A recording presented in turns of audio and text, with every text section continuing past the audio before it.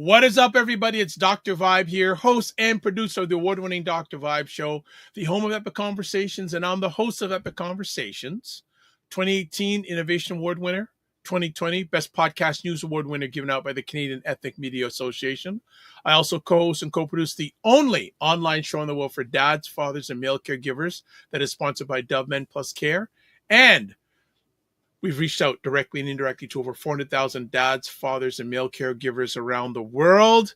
And it is a hot, hazy, and humid June 22nd in the Greater Toronto area. Like the temperature Fahrenheit wise is like, I went outside, it's like 31 degrees, which is like 85 to 90 degrees Fahrenheit.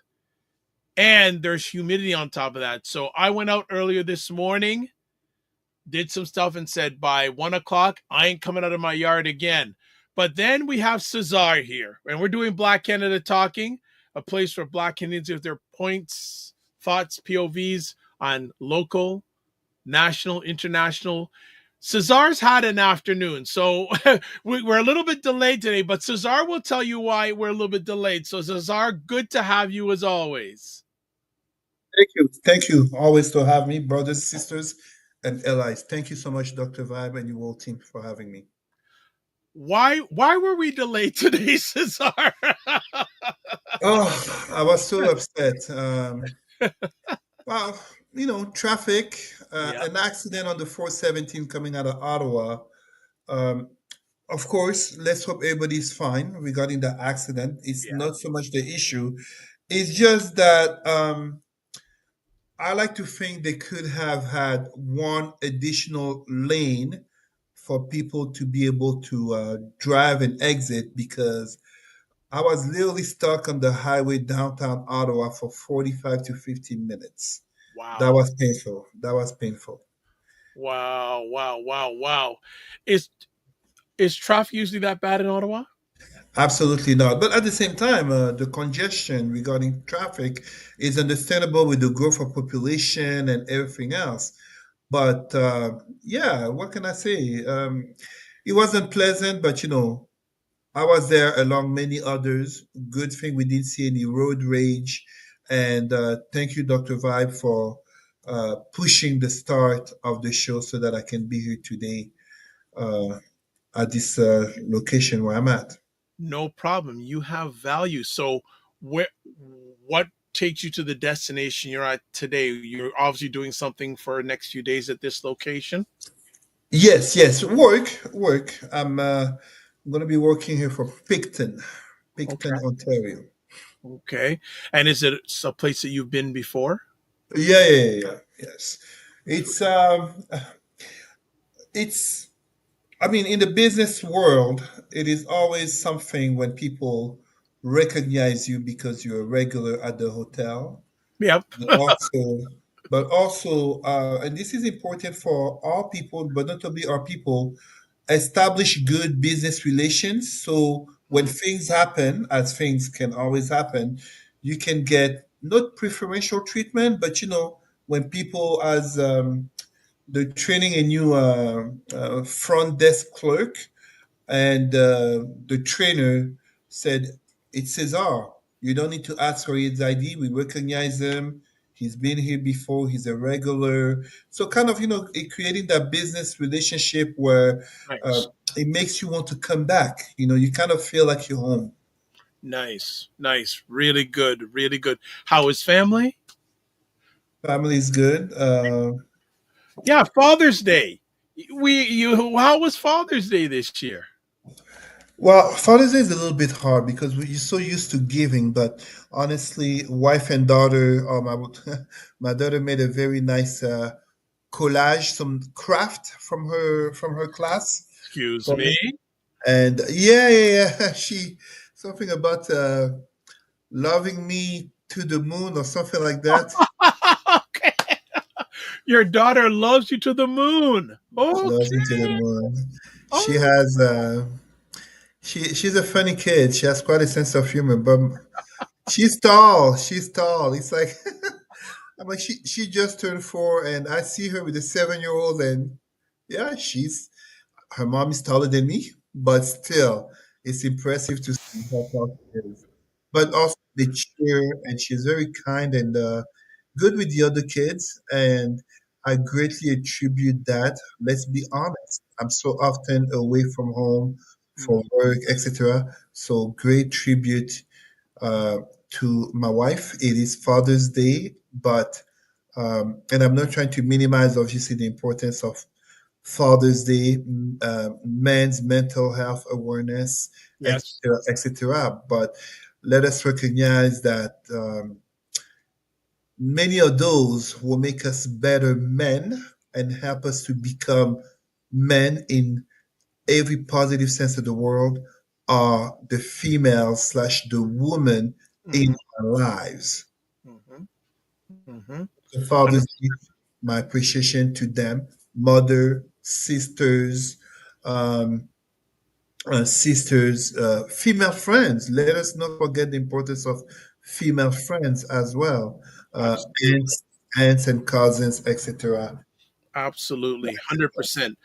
Uh, Before we go to break, just as what do you feel the state or the environment is? You are in Ottawa. Mhm. What is the environment for Black men in Ottawa from your lens at this time? That's an interesting question, and I want to be careful uh, because to answer this, of course, there are limitations to my own environment and the circles that I'm in. But with all criticism that we can rightfully attribute to Canada and notably Ottawa, Yeah. we are in an age in which there are potentialities that were not there before. And one of the is that we must be able, we're talking about Black people, Black men, but really all people, we have to be able to, how can I put it? What is driving us? What are our ambitions? But what is also the circles that we surround ourselves with? You cannot claim to want a family life, and yet every weekend you're out there partying and notably sexing women, men, and or you know what I mean? Yeah. We have to have a certain credibility to who and what we claim to be about that we live in. And I say age, social tensions, social issues, cultural so-called wars, it becomes even more important. We hear about the loneliness, great loneliness out there, challenges to dating, inflation, uh, more people, and notably people aging, staying with their parents, returning with their parents. So the reality of the situation becomes very much one in which, at the same time that we must value professional aspirations, aka money, we must value also our Black consciousness, our identity, our sense of self. And I say this, what I teach in regards to social issues, I tell people there is nothing wrong to being white, to being a man, to being Christian, to being a heterosexual. This is not my discourse that there's something wrong with that. And you shouldn't be ashamed of having whatever privilege or privileges that you have.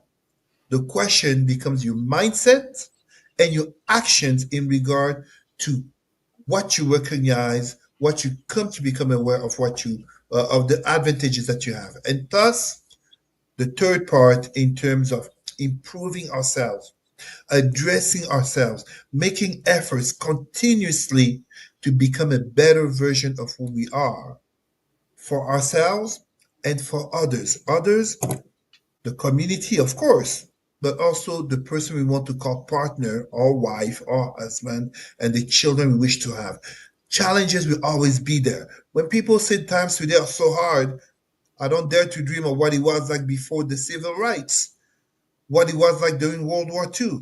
So let's put things in perspectives and so importantly, dare to ask for help. There That is no shame in asking for help because there is also no shame in crying when it's tough. The question, as I teach, and notably I teach my daughter, the African philosophy of Asiya from the Sawa people of Cameroon, my people, Asiya, it will be fine. Do you have someone who can you can lean your head on the shoulder? Someone who can borrow you some money in hard times? Someone who can be there to answer the phone? Dr. Vibe, remember how many times on the phone, me calling you, Yep. long driveway. Yep. Sometimes a brother to help you stay awake, or go park on the side of the road to rest. Someone to tell you you need to slow down. It's okay. So this is really what I would say beyond Ottawa and beyond black men, black community, but really for everyone. Okay. Okay. On that, we're ready to go to break. We'll be back in 30 seconds. And whoa, like we wish that Cesar could be on every week, but it Oh, can't. I'm honored. But no, but you know what? He's got a lot going on, and I want his family is more important to me than anything else. Himself, his family.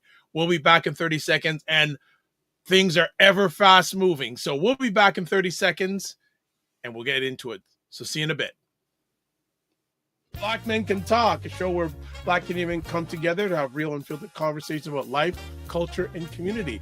Brothers, what is up? A lot of kids just there just have no engagement whatsoever. They're literally just letting it go by and they're not advancing in what they need to know. We really don't give enough credit to how much impact our unhealed trauma has on the future generations. I realized what we were doing had a great impact within our community.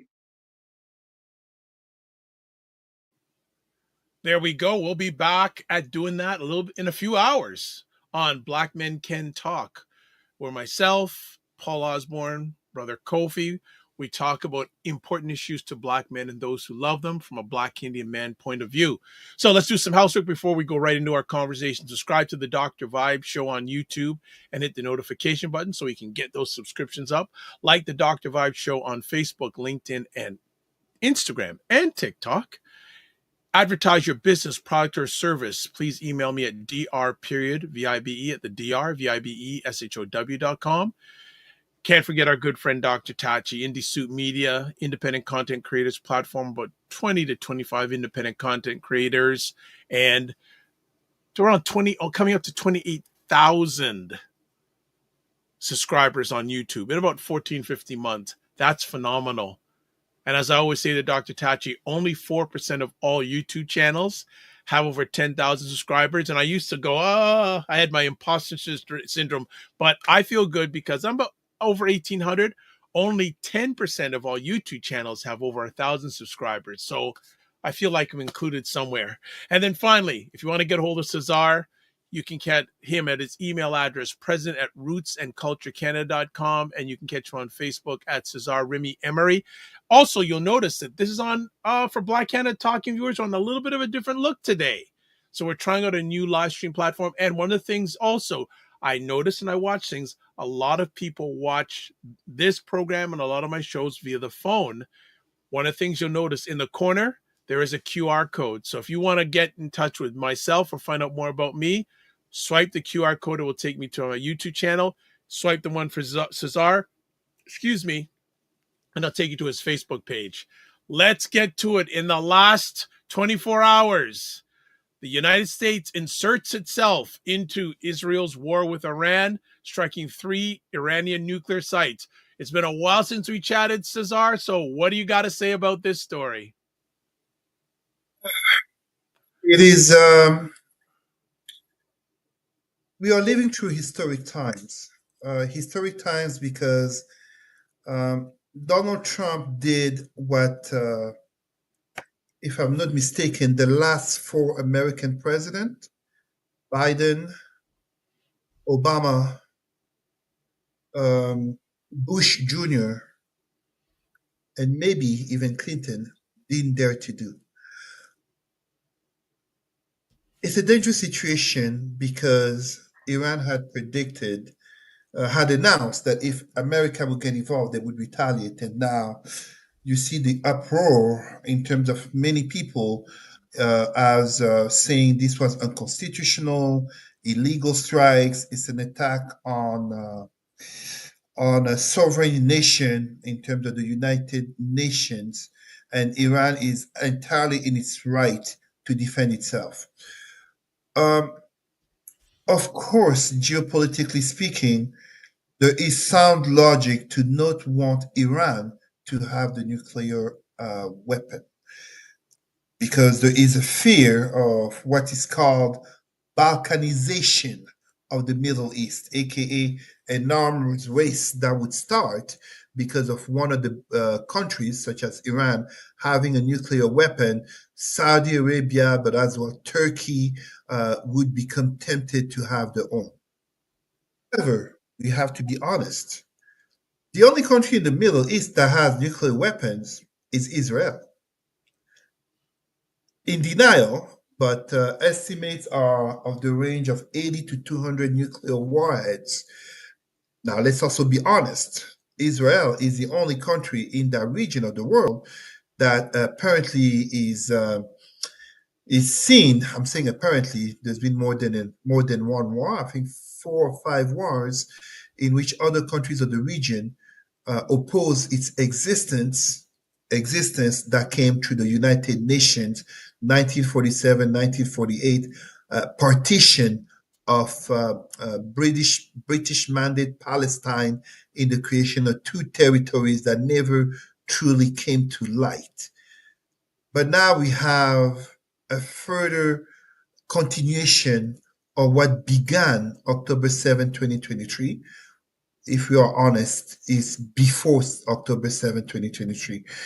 But what happened with Hamas October 7, and I have to say this, Iran shot itself in the foot.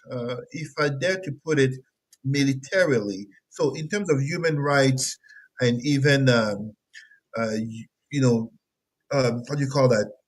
International courts, etc.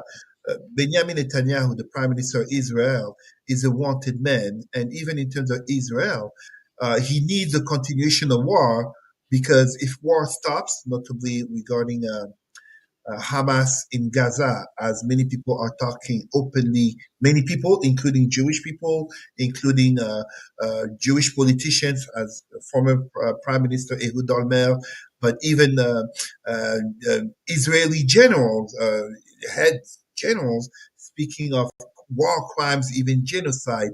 If Netanyahu stops warfaring, he's very likely to end up in jail due to courts and trials. But here we have a situation in which Iran shot itself in the foot because what I said, I remember October 7th, Israel had a 24-hour window in which its fate would be decided. If October 7th, as Hamas was hoping, Hezbollah had attacked Israel and Iran had attacked Israel, it is very likely that Israel right now would have ceased to exist. Very likely, or the nature of war would be ongoing. I'm speaking purely militarily. Hezbollah missed his chance, and we see what happened to the leadership, notably Hassan Nasrallah, who has been assassinated by Israel. Iran missed his chance, and we see what has happened now with most of its military leadership, the supreme leader, Al Khamenei, in hiding, and we see what happened with Hamas. Well, what Israel was supposed to do, and Netanyahu, in the protection of his people. Now, I'm saying protection of his people from a geopolitical lens. Let's be honest, it's becoming very dangerous for Jewish people as fears of terrorists and notably attacks on Jewish people. I'm saying this as today it was reported in France, a 17-year-old has been arrested for he was planning to go kill people at mosque. So this is conversation we're having. And in terms of Trump, if we look at it honestly, look, I've said it many times. I think Donald Trump's biggest wish was to be constantly on the news, to be constantly the man being talked about. Once again, he succeeded. What is it? We are at month 5 of Trump 2.0. And what is seeming like a contradiction of his electoral claims and ambitions, no more war in the Middle East, it seems like he has started. Will it turn into a war? I do not know, because I remember in his first term, he had an Iranian general killed, and now this bombing of the three Iranian nuclear sites, notably with special bombs, I believe GB or GP-57, 30,000 pounds. 30,000. Now, Those are so what we need to talk about is now they there's a lot of talk earlier in the week about this bomb, this big bomb, this big bomb, this mhm. big bomb. Now, We, Dr. Vibe, we went from the big, beautiful bill to the big, massive bomb. Literally. Every week. It's like a TV show. but It's like, everything's got to be big with him. But now exactly. reports are saying now, though, early assessments raise questions over whether the U.S. destroyed bulk of enriched nuclear material. So there's now speculation that what the U.S. said they were going to do, they haven't done.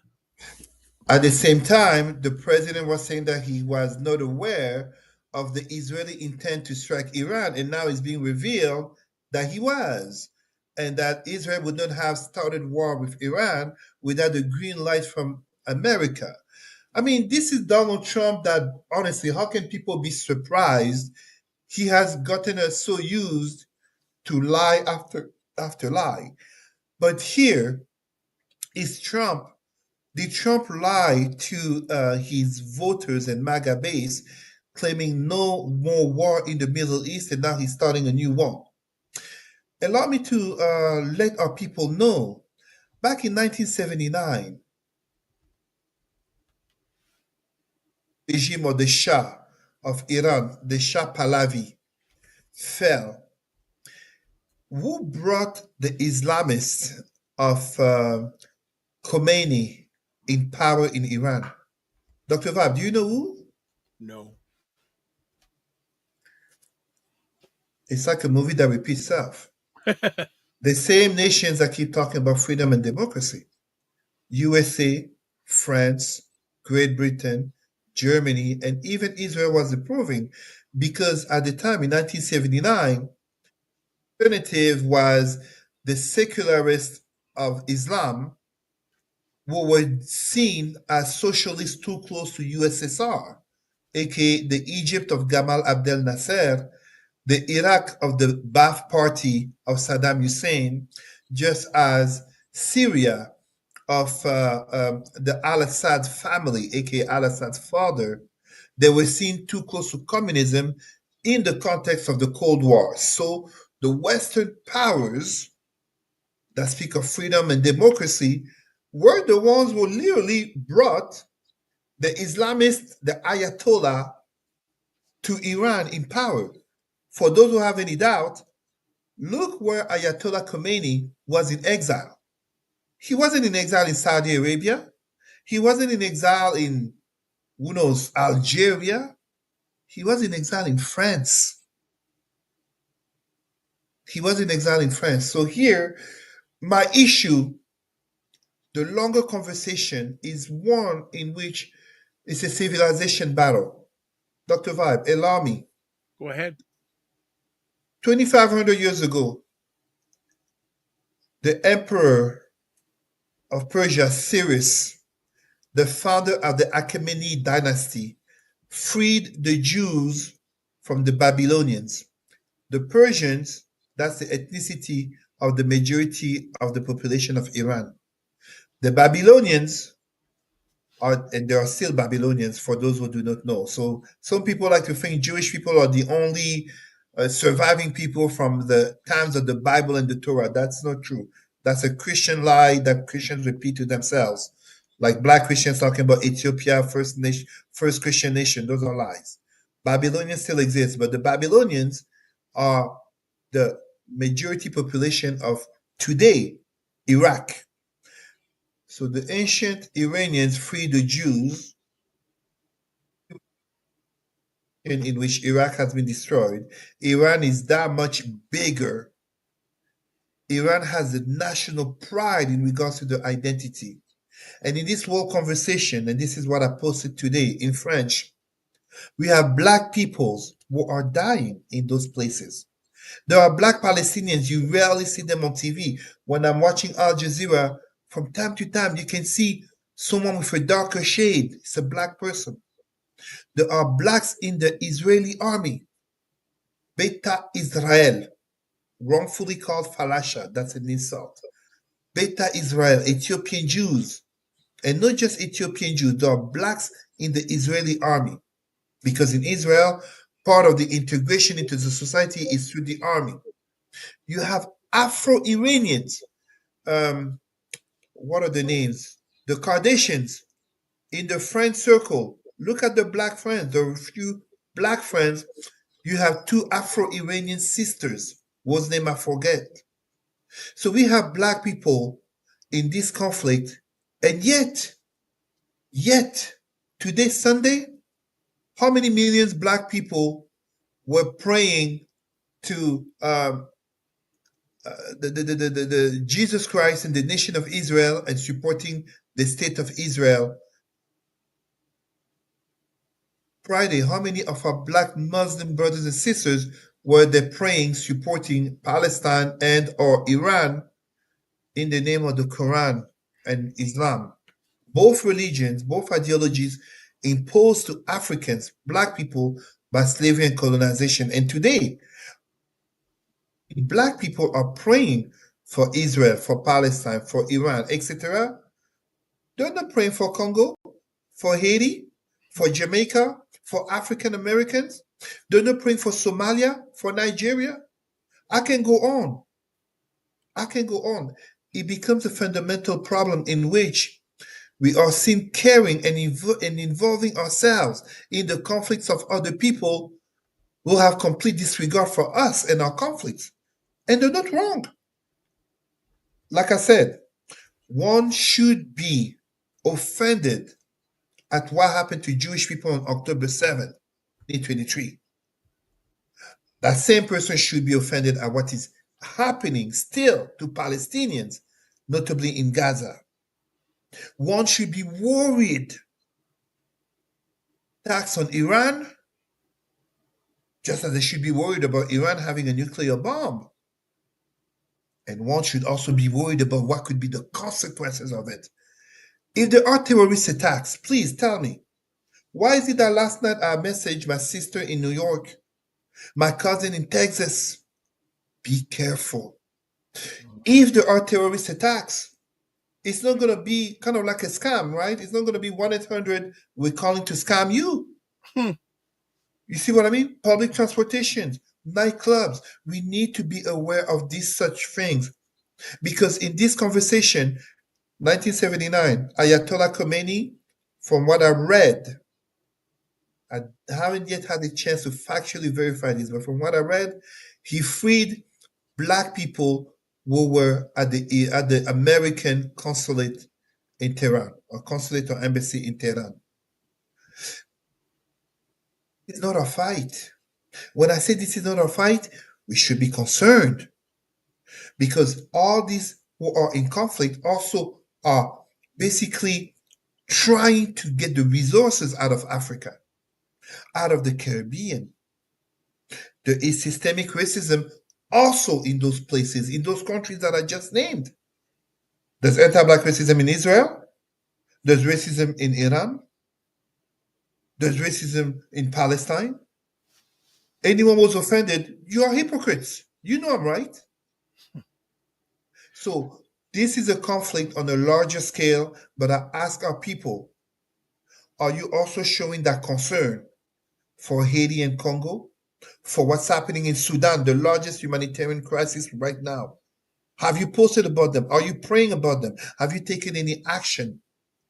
Are you concerned about what is happening to people who look like you?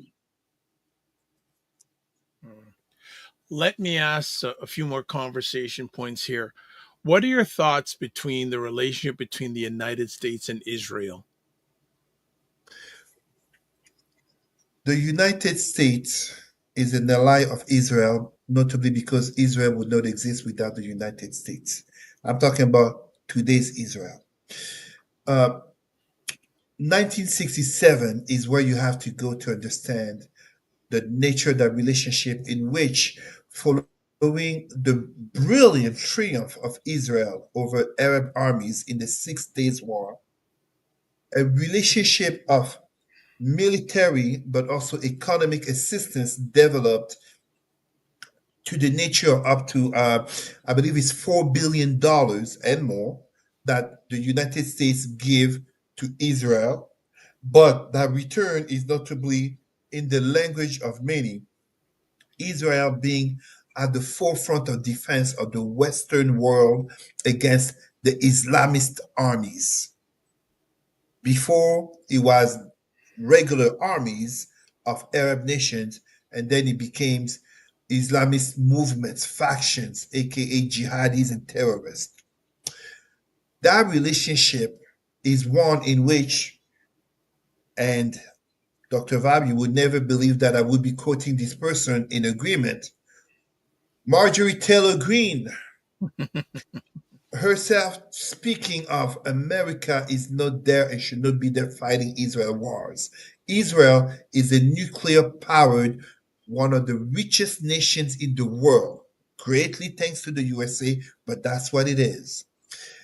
That relationship only moves forward depending on the influence of someone as Benjamin Netanyahu upon who is sitting in the White House.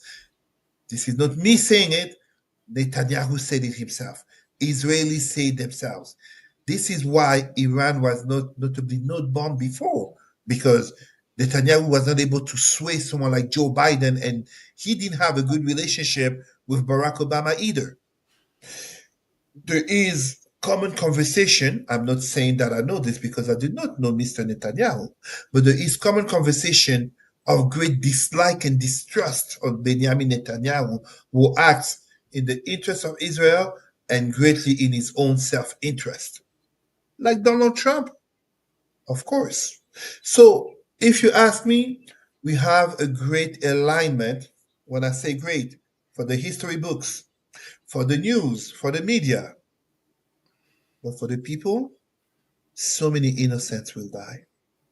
In Iran right now, since last week, the Israeli bombings have killed, it is estimated, so the regime, the Ayatollah regime speaks, which are opposed categorically. Anyone who has a doubt, how can I support a theocratic government? Common sense. The regime claims 200 to 300 dead, but numbers on the ground from other sources, non-regime sources, speak of over 600. Meanwhile, in Israel, if I'm not mistaken, over 20 people have been killed. Innocents. Innocents. So the question now becomes, how many innocents are going to be killed if Iran retaliates? And Iran will retaliate. Iran cannot retaliate. They've been attacked. And notably, so they've been attacked by Israel after decades of saying death to Israel, death to USA. How can you be surprised? But they're the ones who have been attacked. They're not the ones who attacked Israel. And now USA has attacked them deliberately, kind of stabbing in the back in the middle of negotiations regarding nuclear enrichment. So yes, there will be retaliation. The question becomes, how many innocents are going to die in the USA? Maybe in France and Great Britain, and will people die also innocent in Canada where we are? Even though Canada had nothing to do with it, but association of being a Western country. Yeah.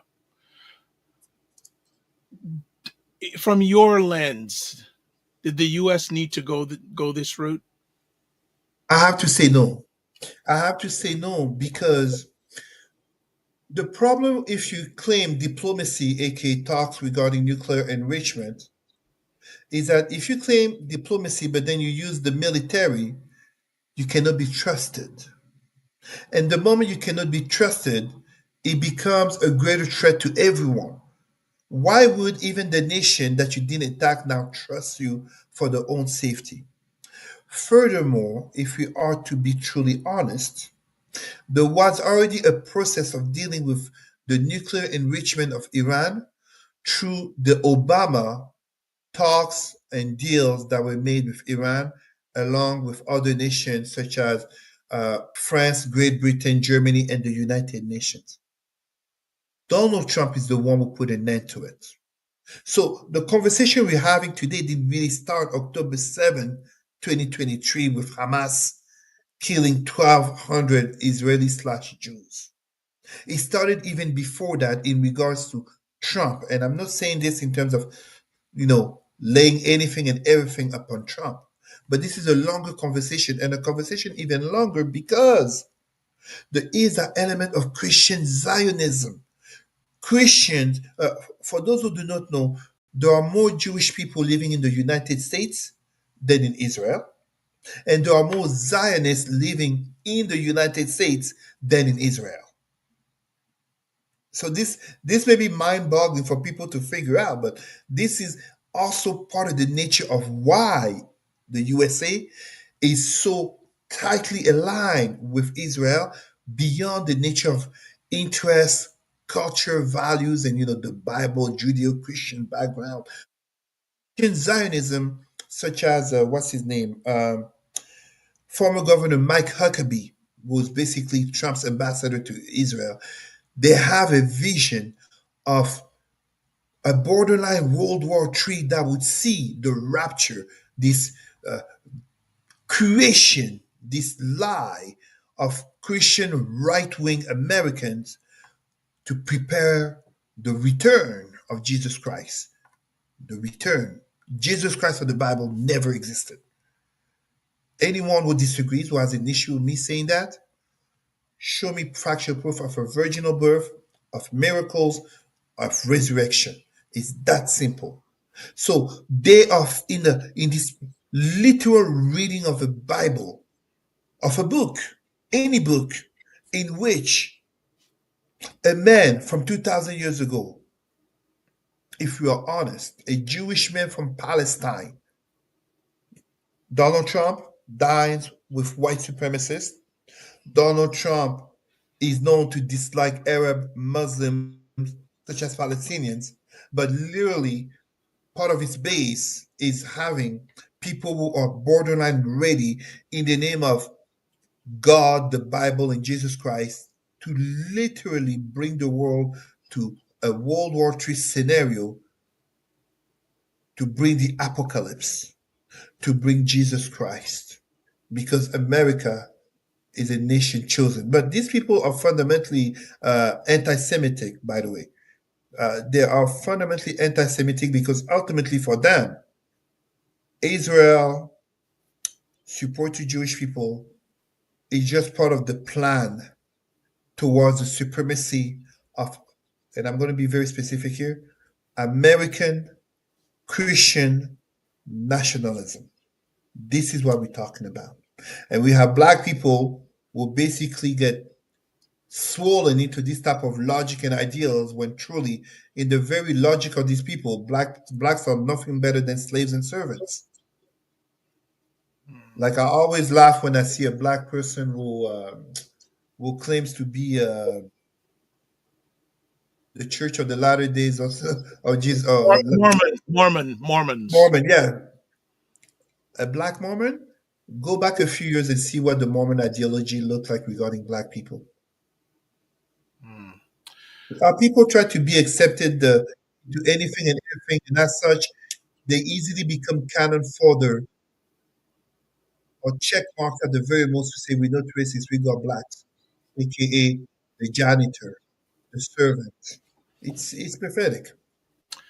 What do you feel is next that we're going to see in this situation? Do you think there'll be negotiation, or there'll be increase in warfare?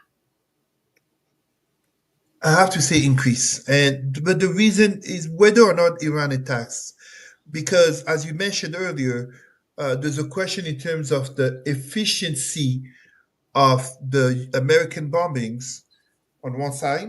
On the other side, an outspoken desire of regime change by the Israeli Zionist government, which is notably sending propaganda in Iran for people to rise up against the regime. Don't get me wrong.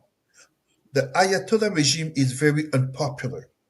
I remember back in 2009, I believe it was 2009, the Green Revolution, that girl, Neda, got killed.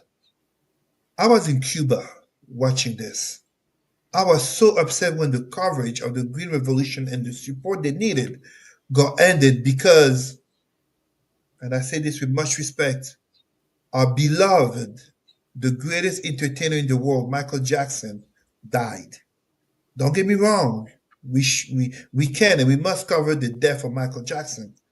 But you literally saw media change their lens from the protests in Iran, where people, innocents, are being killed in the Green Revolution, turn to Michael Jackson, the death of the greatest entertainer ever. That killed the movement. And then you have, was it 2 or 3 years ago, Massa Amini, woman protesting to remove the veil. Yes. Innocent women, but also men killed. The repression of political prisoners. But now, what has happened with Israel striking Iran, and now USA coming together? They're not coming together to support the regime. They're coming together in national pride to say, you can't do that to us. The regime in Iran has to change from within. It's like the logic of the egg. If you break the egg from outside, it's death. If the egg breaks from inside, it's Americans are about to do, Americans, Westerners, and I'm saying Westerners, Canada has not chosen to be involved. Just as back in 2003, when the invasion of Iraq happened, France didn't get involved, but France still suffered terrorist attacks. So we are here in Canada, but guilt by association. Yeah. 1991, Kuwait, Iraq. 2003, Iraq. 2011, Libya.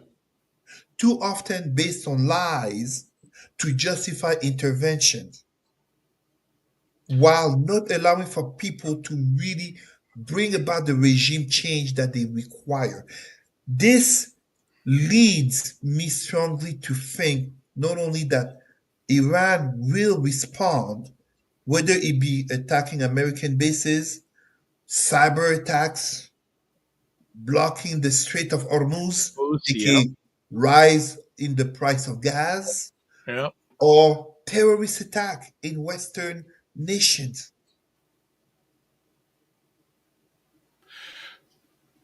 We could go on further. I have a feeling we'll be talking about this on the next episode, but one last thing before we go on. Does the United States and a country like Israel say, Iran, you can't produce nuclear stuff? Do they have the right to do that?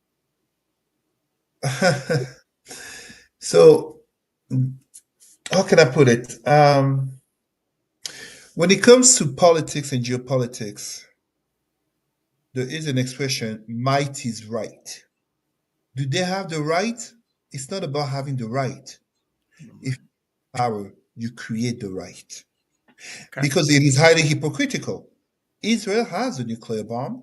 Yeah. Thanks to, it's actually France in the Dimona.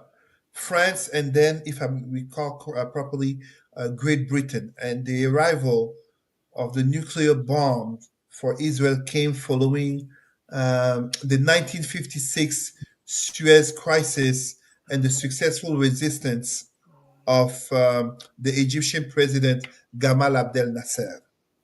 So Israel does have the nuclear bomb. Of course, America not only has, but is the only nation to have used the nuclear bombs on civilians, Hiroshima and Nagasaki. So for Iran, the claim is that, yes, you can have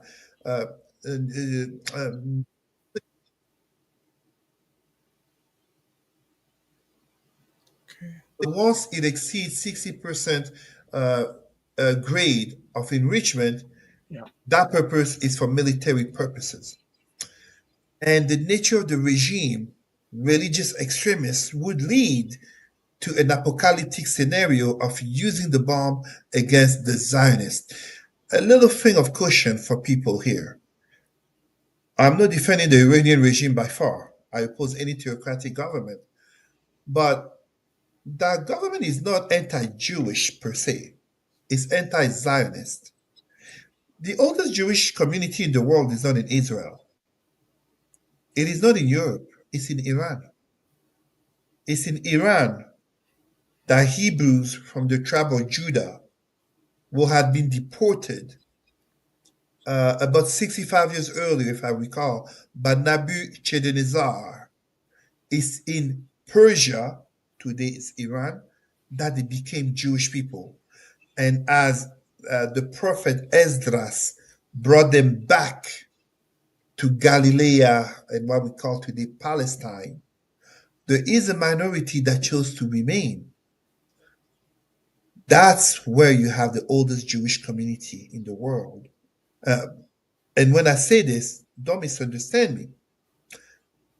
This Jewish community is part of the Iranian socio-political life. Even Jewish parliamentary members, they don't tell you that in the media.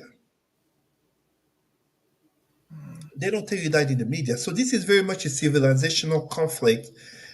Fortunately, I foresee more violence coming. Globally? Innocents dying. Well, if terrorism spreads, notably as Iran has proxy groups, it becomes globally. Okay. Let us not forget something very important here. Back in 1998, United States confrontation with jihadi terrorism led to Al Qaeda and the bombing in Khartoum in Sudan. Right. Just as when France of Nicolas Sarkozy, Great Britain of Tony Blair, and United States of Barack Obama in 2011 literally deposed Muammar Gaddafi of Libya, the toppling down is what is still causing the deaths of so many in the Sahel region because of terrorism, but also that has caused the death of thousands in the Mediterranean Sea. So indeed, globally, it's just the start of something that I think will be terrible. Okay. We'll probably only get one more conversation topic in because you're only available. So let's go to 47 from Los Angeles to No King protests. Actually, we can speak about the two topics because they're really connected, the last two topics. But what we end up seeing here, and I mean, this is with Donald Trump. This is last week's conversation. It's old now, but we can really add Iran in terms of how the No King protests were successful protests across the United States, and not just even here in Canada. You had protests that happened. These protests were also they surpassed the popularity of the how do you call that, the Tea Party movement over 20 years ago.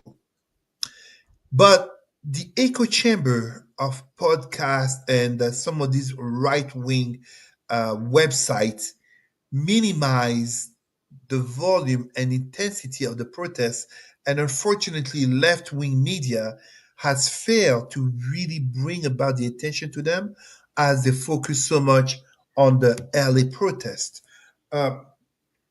It's important, I think, to also mention, as we're talking about this, and now with the situation in Iran, more and more Republican voters and even MAGA starting to not only question the methods, but even question why he sold them, aka buyer's remorse. So I've said it time and again, I feel no sympathy towards people who voted for Trump, but we cannot deny that it's not just the nature of power that can lead one to do what they claimed they wouldn't do in the campaign. But we have to look at it in terms of which, even as a majority of Americans, according to polls and surveys, agree that there is a nexus of immigration that needs to be tackled, People are disagreeing with the methods, but people are also disagreeing with the rhetoric. Let's not forget that in Minnesota, a politician and the spouse were killed. Political violence is on the rise in the United States. Yes. We cannot claim it accidental in light of who is president right now, his rhetoric, his methods, and his antics, from death sentence to the Central Park Innocent Five to comments about women, grab them by the p word, etc., etc. But these same type of issues that are coming in terms of addressing what is really seeming like more and more of a dictatorial, more and more of an autocracy in progress, completely disregarding the rule of law to the point where even a Supreme Court in majority of conservative lawmakers, including some that Trump has put himself, is standing up, rising up more and more against him. So this is something that we have to take into account as really dissension is growing in the United States. It's making the midterms elections coming very interesting, of course. But what it's also doing, ripping America, the United States, a little bit more each time. A little bit more each time in terms of to what extent, example, people who are ending friendships and dissociating from those who voted for Trump or those who voted for Harris, etc. To what extent will this country be able to remain united? United as it claims to be the United States. Hmm. Hmm. Hmm. Wow. Interesting. Interesting. All right, let's go to our final conversation piece.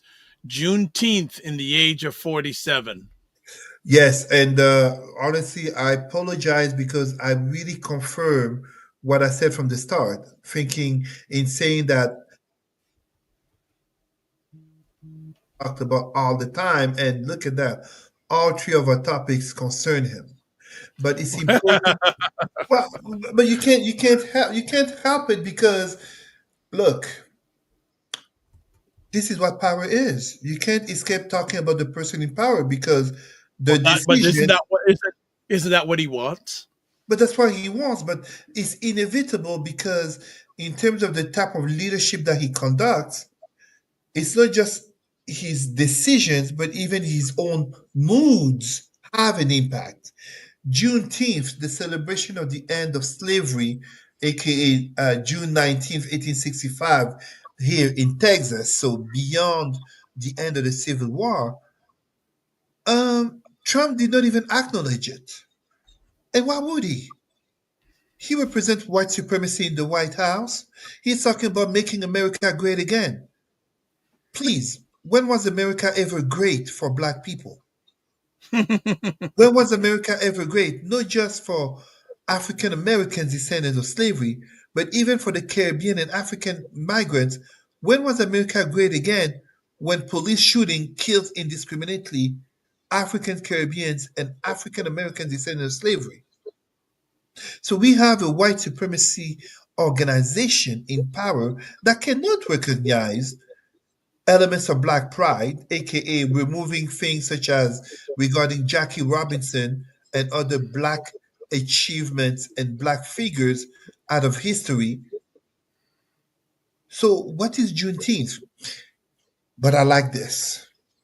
I like this because this is in the confrontation of mindsets that Trump and his followers bring when we look at something such as Juneteenth.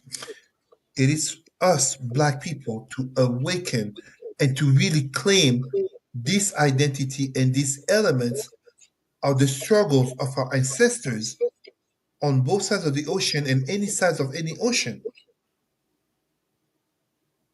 This is what I'm talking about. So Juneteenth in the age of 47, 2025 to 2029, it is a conversation of defiance, of courage, of remembering Ida B. Wells just as Harriet Tubman, of remembering Nat Turner just as Martin Luther King, Malcolm X, Fred Hampton, and so many other names. Emmett Till, yes. Trayvon Martin. George Floyd, yes. But every black father, mother, senior, and child around us who might become the next George Floyd, whether or not they make the news. This conversation becomes that much important even more, Dr. Vibe, as I know you may have plans of a gender conversation in the black community, as you were talking about before. We have too many of our black people who are thinking the grass is greener on the other side. Whether it be strategically in terms of interracial relationships, whether it be into exiting the black community, whether it be into insulting members of the black community, insulting black men are trash, black women are this. But also, and I've seen the most extremist type of misandry, I forget her name, but uh, uh, Angela something, talking about the abortion of black male fetuses, black male babies, abortion of them because they would become enemies of the black woman. Oh, wow. Yes, yes. Angela something. She was in a debate against her and another sister. The sister was this extremist, but this one, Angela, they were on a debate. Two black men, two black women, two black men. Some Fox show about the black soul, whatever it's called. Yeah. Too many disunion in the black community. You look at the current conflict with Israel because of the Bible and they go to a church. Black people aligning with Palestine or Iran in the name of Allah. Black people desperate to be accepted as Jews, others as Indians, aka indigenous. Like, where are we going as a people? It's a good question. And I It's think that nothing close to 60 years ago. It's nothing similar to 100 years ago. But let me put this one drop of knowledge. 100 years ago, the KKK wanted to celebrate not only 1926, 150 years of the United States, and I think 50 or 60 years of KKK. This is when Black History, what is it? Negro History Day came to be, 1926, and I'm forgetting. I'm very much ashamed. I'm forgetting the name of our ancestor who created the Negro History Day that became Negro History Week, aka becoming Black History Month. Age. I mean, we've already entered that age, but we need more Black people to recognize the importance of addressing Black consciousness and Black pride, and notably, beyond getting outrage in terms of social justice or the counseling or ADI, there is a war on Black bodies and on Black minds. But at the same time, there are more and more whites and other non-Blacks awakening to the injustices that are happening. So indeed, allies to walk with, to work with, to stand up with. This is something we must remember, because a movement such as the Black Panther, and Dr. Vibe, I told you this before, the impact of the Black Panthers worldwide, the Dalit Black Panthers in India, Palestinian Black Panthers in Palestine, but even Israeli Black Panthers, my people, discover the black pride, the black consciousness. Discover how, as we're talking, the Belgian courts are considering to open an investigation and a trial into the murder, the assassination, the brutal assassination of a revered leader, Patrice Lumumba, in 1961, which, after everything they did to him, including burning him, gas, like liquefying him, only a golden tooth remains. An age of resistance, of black resistance, is paramount, but our black people must first recognize the blackness as part of the humanity. Because our people are, I'm African American first, I'm Jamaican, I am Congolese, Haitian, I'm Christian, I'm Muslim, I am Jewish, I am liberal, I am a Democrat, I'm a Republican. We even have black MAGAs. Almost sounds like black maggots. No, we have to recognize this blackness. You know, in the universe, the most common thing, Dr. Vab, do you know what's the most common thing in the universe? Do you know what is the most common thing in the universe, Dr. Vibe? Off the top of my head, disagreement. It's blackness. True. Blackness. It's blackness. Look at black energy, blackness. Look at the map of the universe. It's blackness. It's a little joke of a reference to how we cannot claim to see freedom, to see the light. Let's use any term that we want. You cannot claim to speak truth if you cannot be truthful to yourself in front of the mirror. This is part of why so many of our people suffer in the flesh, in the soul, in the mind. They reject what the mirror throws back at them. They have internalized racism, internalized complexes. Too many wish to wake up looking like something else. Juneteenth in the age of 47, in the current context of geopolitics. So we talk about Kwanzaa, as we will talk at the end of the year. We talk about national holidays of XYZ countries. Right here in Canada in August, Emancipation Day is coming in August. Yep.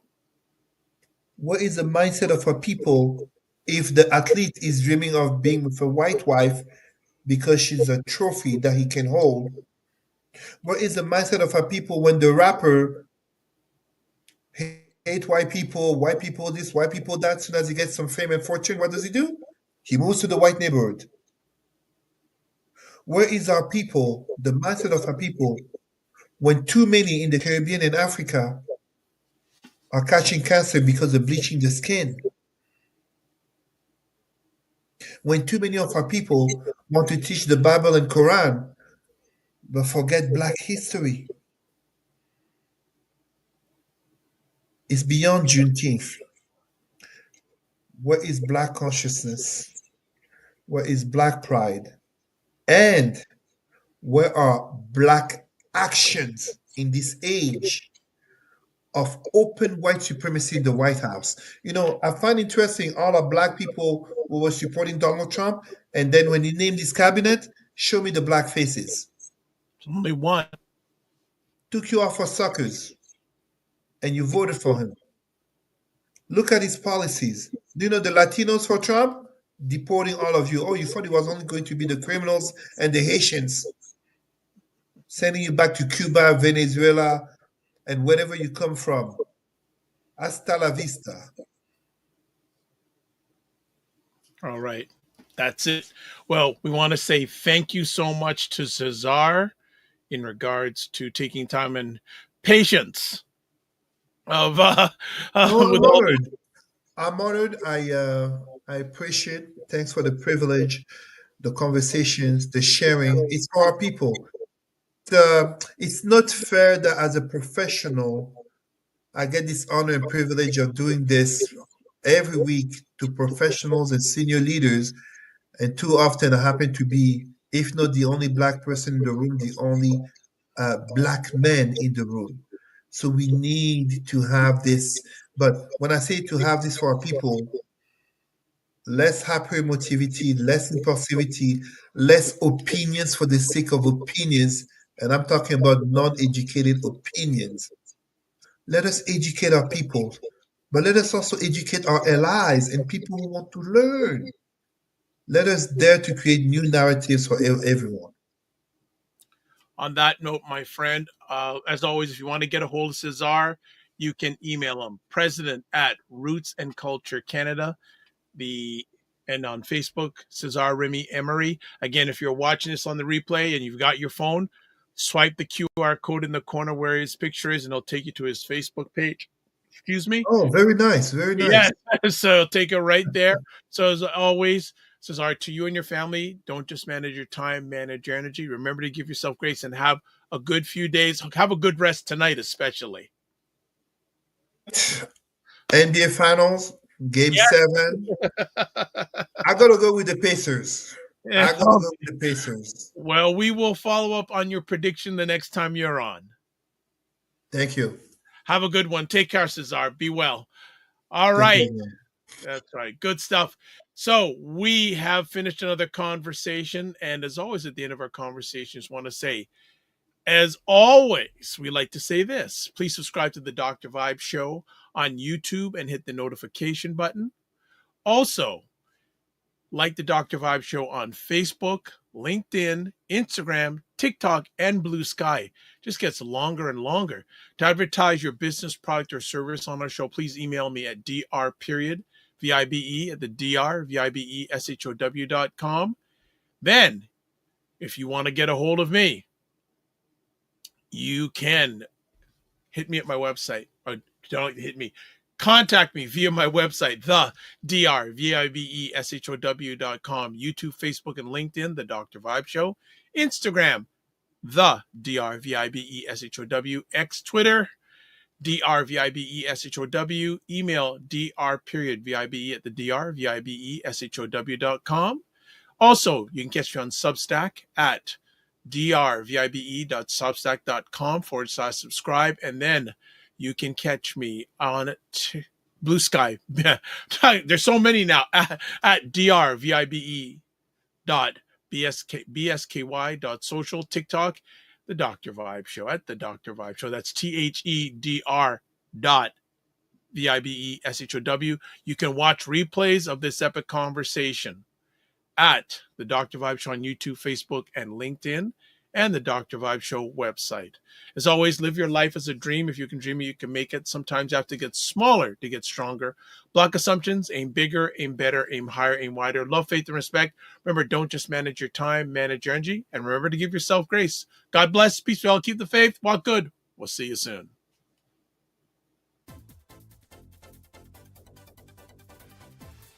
Just take a quick moment. Yeah. You just introduce yourself. Let Dr. Vibe welcome you into the show. As I told you, Dr. Vibe. No. I welcome. I'm really good to have you here. I didn't want to. You were on a roll. I didn't want to interrupt. You were on a roll, but in an award created by whites, dominated by whites, run by whites, and you're a billionaire, bro. FYI, I don't. It's probably the first time of the year that I use the word bro. Yes, it is. That's the first time, as long as I've known you, you used it. My daughter would laugh. But for many people, the economy ain't great. There we go. I saw that.